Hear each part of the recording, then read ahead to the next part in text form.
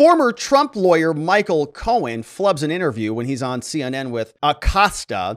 He tries to say Donald Trump should be a criminal and he should be indicted and all this stuff, and he kind of has a hard time with it. So we'll see what that means, because he's saying Trump is responsible for a lot of really bad things, but then he sort of doesn't say that they're bad enough to warrant criminal indictments. And so really kind of an interesting interview. We'll listen to him. Then we've got Adam Schiff, who also hops over there on CNN. He's there with Jake Tapper, and Jake Tapper asks him some pretty pertinent questions. They say, hey, Adam, first of all, you know, the affidavit would be nice to see. Don't you agree? And he says, yeah, it would. But the more important question is, what about this precedent that this is establishing? Do you think that this might be abused and that Trump, when he wins, if he wins, might use this to raid your home? Adam, what do you think about that? So we'll listen to him. And then we've got this poor guy, this fella who's very just sort of depressed that the DOJ, which has hundreds of thousands of employees and FBI agents with armed guards and FBI invaders, are outmatched, outclassed by Donald Trump. And so, as you can see, there's going to be a lot in this segment. Let's start at the top. Here is Michael Cohen. Now, this guy has a book coming out. I think it's called Revenge or something like that. And he's been doing this weird anti-Donald Trump shtick, probably has a lot of debt to pay and doesn't really know what else to do anymore. So he sort of reoriented himself towards undermining Trump and selling books and appearing on shows with this guy. And so they get on here, and I want to pay close attention to this because he doesn't actually say a whole lot of anything. This is kind of the Michael Cohen shtick. He just kind of goes on for about 45 seconds. And we're all asking ourselves about, you know, a very important question. What next? What's the consequence? Should Donald Trump be indicted? Should he be prosecuted with crimes? I mean, what are we doing here? And Michael Cohen, as we're going to listen to, is going to be, he says, Donald Trump should be charged with a crime, and then he walks it back. And then he says that he should be almost indicted, and then he walks it back. Let's listen to it. Yeah, I think ultimately what's happened now is time has gone. I think the volume's a little bit low. Let me boost this up a little bit for us here and then I'm going to replay this because I think that was a little bit low because he's sort of speaking from the back there. Let's see what this does here as we play this one more time. Yeah, I think ultimately what's happened now is time has gone on and these investigations have now advanced and the information, the truth has come out. And the truth is never good for Donald Trump. And in this specific case, yeah, he's had 9,000 lives. But at the end of the day, you have all of these people who have been brought in, who provided testimony. You have documentary evidence, like the evidence I provided to the House Oversight Committee, that implicates Donald Trump in a multitude of illegal, or I should say improper actions. So did you hear that, right? That implicates Donald Trump in a whole slew of what? Illegal? He walks that back right away. He says illegal, or I should say improper, because they're not illegal. So what is all the material that he turned over to the committee? Is it anything useful or not? Let's listen to it one more time. And then he says that he should be what? Indicted? No, he says that he should be brought to court because there's nothing there. Implicates Donald Trump in a multitude of illegal, or I should say improper actions that he should be brought to court on. One of the biggest problems that we have is they're afraid. I don't understand why, but now that's passed. You have Fannie Willis in Georgia, the case is moving forward. Our New York Attorney General Tish James. You have even now Tish. He's talking about Tishy. The DA. You have in Washington. There's a multitude of litigation that has come against this man. So extreme. I also don't understand why we're so fixated on getting him for everything. You don't need to do that. Let's get him on the simple stuff, the stuff we already know, which is tax evasion, misrepresentation to banks, lying on personal financial statements, like what they did to Al Capone. You don't have to get him for X, Y, and Z. Let's just get him on that simply to put him where he belongs.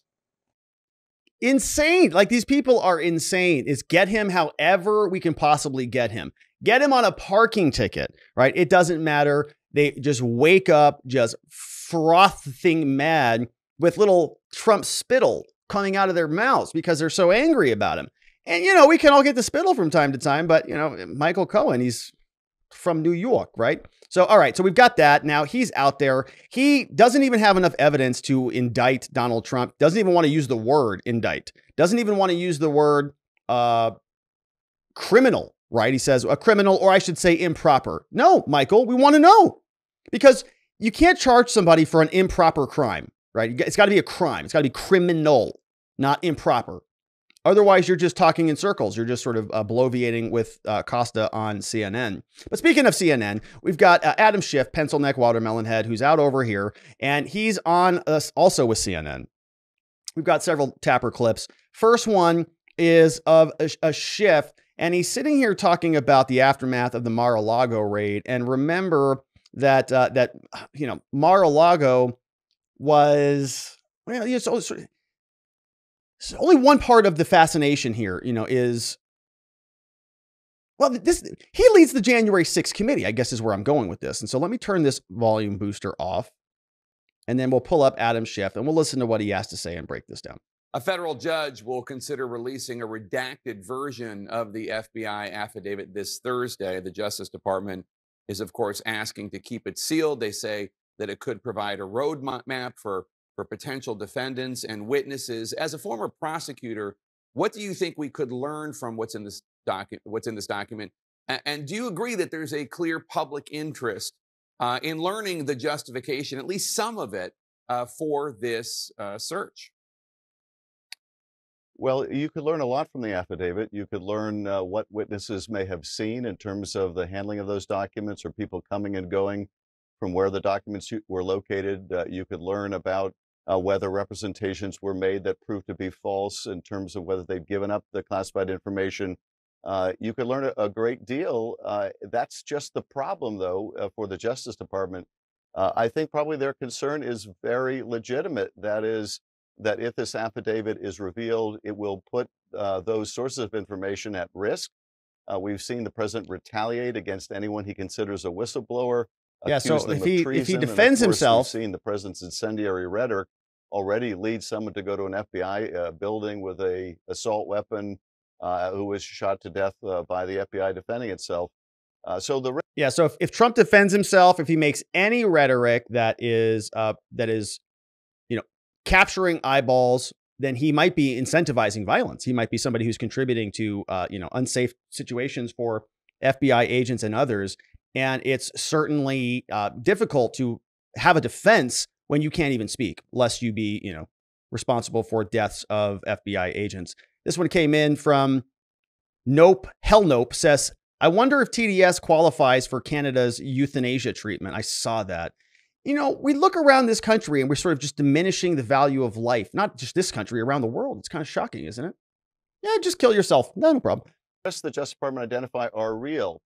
Now, the public interest is also real, but I think the question is, at what point in time does the public get to see that affidavit? And I think the Justice Department makes a powerful case that at the early stage of the investigation, when it could jeopardize the pursuit of justice, this is not the time to be giving essentially the Trump lawyers a roadmap into how to intimidate witnesses or how to derail a legitimate investigation. Yeah, so they don't want Trump and his lawyers to know anything more about this. Now, the problem with that is that as a defense attorney, as a defendant in a criminal case, you have the right to know what you're being charged with, right? You have the obligation to figure that out to defend your client. And in this case, right, this is different because this is the former president who is being prosecuted by his political enemies. And so in many types of investigations, their default status is, well, we can't talk about it. I've made this point many times. The presumption of innocence is greater with Trump than the default position of, you know, sanctity of an investigation, for example. Right? We can weigh and balance these two factors out. And we find, right, my opinion in this whole thing, obviously, we default to not prosecuting your political enemies, because that's Pandora's box that we don't want to open. They're opening it. They've got to explain the opening of it. Hasn't happened before. They've got the burden of proof on that whole thing. So now we're asking ourselves about this precedent, and this came up with Tapper and Schiff, and they say, hey, Shifty, might be a balance of power change here pretty soon. Donald Trump might be in charge. He might be running the shots soon enough. Are you going to be happy if he raids your home? And, maybe he will because of what Adam Schiff has done on the January 6th Select Committee. Let's see what he had to say. Last week regarding the raid on Mar-a-Lago, the search warrant on Mar-a-Lago. Have you heard back from the intelligence community? And do you have any concerns about the potential for this precedent, a search of a president's house, to be abused? And we want to get to the bottom of it. In terms of the precedent, I'm confident that Merrick Garland took every precaution, made every effort short of executing the search warrant to obtain those documents. And if the public reporting is correct that the Trump lawyers asserted in an affidavit that they'd given all these documents up and the Justice Department had good reason to believe that wasn't true, then it justifies this means of getting the information, the execution of a search warrant. So yes, it's a very powerful precedent. At the same time, I'm confident that it was used appropriately given the circumstances. You do believe that you're confident that this whole thing was conducted appropriately, given what we have followed here with the FBI and with the DOJ and all of their prosecutions and the entire litany of problems that they have had with other inquiries. We covered Michael Sussman here. We've talked about all sorts of problems, including the Whitmer kidnapping plot, which the FBI basically concocted, and several of those defendants were acquitted. So precedent is defaulting against trusting the FBI, right? Based on what we have talked about recently. And especially when it comes to Donald Trump and, these types of political prosecutions, it's only seemingly one-sided thus far. Now, we here have this gentleman who's very upset. He's saying, Donald Trump, he has his whole social media platform. And Donald Trump has an unfair advantage. He can just get out there and just post truths, and he can just get out there and tell lies, and he can say whatever it is he wants. And the poor DOJ, poor Merrick Garland, they don't. They're just sitting around on their laptops and they're just, concocting fictional narratives about white extremists or something. And, they can't compete with Trump. Never mind the fact that they're the entire DOJ. They're the only people that are in office that have any actual power in this country. Donald Trump is a citizen now. And so what kind of power does he have that diminishes theirs? I don't know. But listen to this poor fellow just cry about it.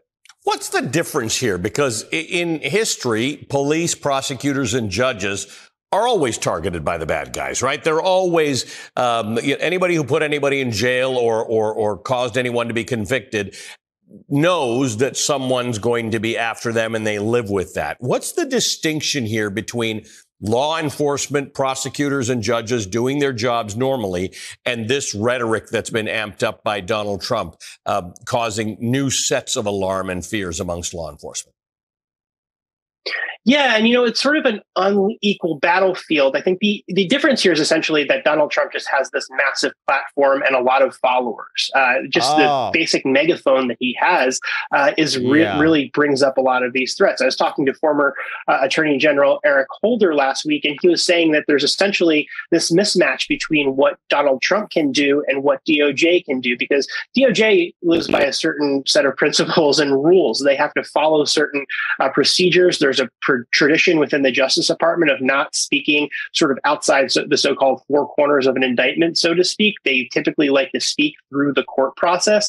But Donald Trump is, posting these things on Truth Social and making all of these claims. Yeah. So it is just sort of a mismatch, because you don't want to sort of get down into the dirt with someone who is making these unsubstantiated claims against the FBI, but they are having a real world impact, as we saw at that FBI field office in Cincinnati, and as we've seen with all of these threats that are coming up on social media. So it's a really sort of a pickle that the Justice Department is in here. It's a pickle. We saw Merrick Garland deviate a little bit from typical DOJ policy while still going by the bounds. The only reason that Merrick Garland spoke publicly on this was because it was the former president himself who decided to make this public. So they're trying to make this more of an equal playing field, but really it's sort of a mismatch between DOJ and Trump in this instance, Allie. It's a mismatch. Donald Trump has more power, more heft, more